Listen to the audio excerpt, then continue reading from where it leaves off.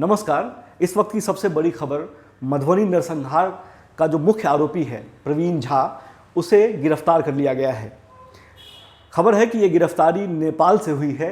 हम आपको बता दें कि मधुबनी के बेनीपट्टी में 5 लोगों की हत्या कर दी गई थी होली के दिन, और ये हत्या मछली पकड़ने के विवाद में हुई थी। 2 गांवों के बीच में एक तालाब है, उस तालाब को लेकर 2 गुटों के बीच हमेशा से विवाद रहा है। ये विवाद काफ़ी लंबा है, काफ़ी पुराना इतिहास है इसका। और उस होली के दिन प्रवीण झा पर आरोप है कि उसने 5 लोगों की गोली मारकर हत्या कर दी थी। उसके बाद खबर ये भी थी कि प्रवीण झा वो नेपाल भाग गया है और फाइनली पुलिस की टीम ने उसे गिरफ्तार कर लिया है। आखिर कौन है प्रवीण झा, ये जानने के लिए, ये समझने के लिए हमने सोशल मीडिया को खंगाला और तब उसका एक फेसबुक पेज हमें मिला जिस पर उसका नाम लिखा है प्रवीण झा त्योंथ। उसके फेसबुक पेज को खंगालने के बाद कुछ जो जानकारियां सामने आई है वो चौंकाने वाली है। वो खुद को रावण का उपासक मानता है और उसने रावण सेना नाम का एक संगठन भी बना रखा है। उसका एक पोस्ट है कि विभीषण को रावण अच्छा नहीं लगता था क्योंकि विभीषण खुद बिका हुआ था। प्रवीण झा के फेसबुक पेज से लगता है कि वो रावण को अपना आदर्श मानता है। जाहिर है जो उसकी हरकतें हैं वो भी रावण वाली ही हैं।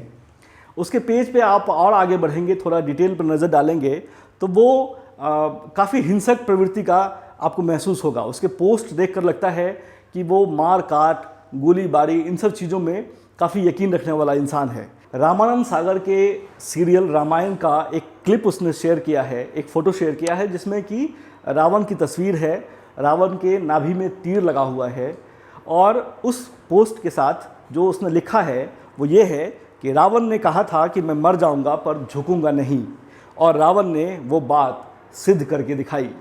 इस तरह के ढेर सारे पोस्ट आपको मिलेंगे प्रवीण झा के फेसबुक पेज पर, जिससे ये लगता है कि वो रावण को अपना आदर्श मानता था और उसकी उपासना करता था। प्रवीण झा का एक पोस्ट 25 दिसंबर यानी क्रिसमस डे के दिन भी दिखता है। उसमें वो लिखता है कि जो हिंदू लाल टोपी पहनकर क्रिसमस डे मना रहे हैं उन्हें नागपंचमी पर अपने गले में सांप लपेटकर उस त्यौहार को मनाना चाहिए।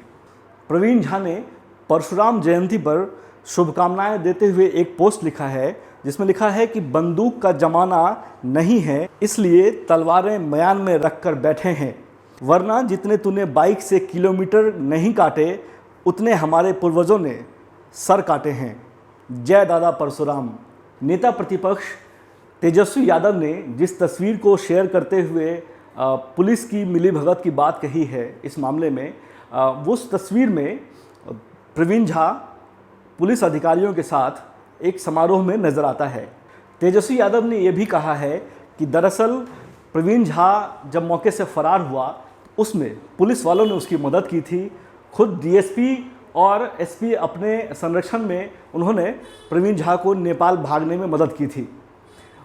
तेजस्वी ने आज अपने प्रेस कॉन्फ्रेंस में ये भी कहा है कि दरअसल बिहार पुलिस अब बिहार पुलिस नहीं रही, वो जेडीयू पुलिस बन गई है। तेजस्वी यादव ने यह भी कहा कि कल जब वहाँ वो गए उसके बाद ही उसकी गिरफ्तारी हुई है, और उन्होंने ये कहा कि अगर राज्य सरकार ये चाहती है कि उनके जाने के बाद ही अपराधियों की गिरफ्तारी होगी तो फिर वो हर घटना स्थल पर जाने को तैयार हैं। और बताइए, मेरे जाने के बाद हमको सूचना आज खबर आ रहा है, हमको किसी ने बताया कि गिरफ्तारी हुई, तो इनको तो ऐसे ही नचाना पड़ेगा। अगर हम जाते नहीं तो शायद गिरफ्तारी नहीं होती, लेकिन अभी भी फेयर इन्वेस्टिगेशन होगा कि नहीं होगा। केवल जो संगठन चला रहा है प्रवीण झा, उसकी गिरफ्तारी हुई है, लेकिन उनके परिवार का कहना है कि इसमें वहां के स्थानीय जो विधायक हैं विनोद नारायण झा, उनका इन्वॉल्वमेंट है। कल हमारी एसपी साहब से बात हुई थी वहां के फोन पे, और आप अंदाजा नहीं लगा सकते कि कोई भी अगर घटना होती है तो उसके बाद इमीडिएटली फॉरेंसिक टीम को बुलाया जाता है, इमीडिएटली। अब तक सबूत जुटाने के लिए कोई भी फॉरेंसिक टीम जो है वहां नहीं पहुंची। What does it mean? इसका मतलब क्या है, मायने क्या है? आप लोग होशियार हैं, आप लोग समझ सकते हैं कि केस को कमजोर बनाना चाहते हैं और जो दोषी है उसको बचाना चाहती है सरकार। प्रवीण झा का एक और पोस्ट है जिसमें वो लिखता है, नायक नहीं खलनायक हूँ मैं। हाँ, मैं खलनायक हूँ उसके लिए जो अपने स्वार्थ के लिए समाज को बांट रहा है। हाँ, मैं खलनायक हूँ उसके लिए जो समाज में अन्याय को बढ़ावा देता है।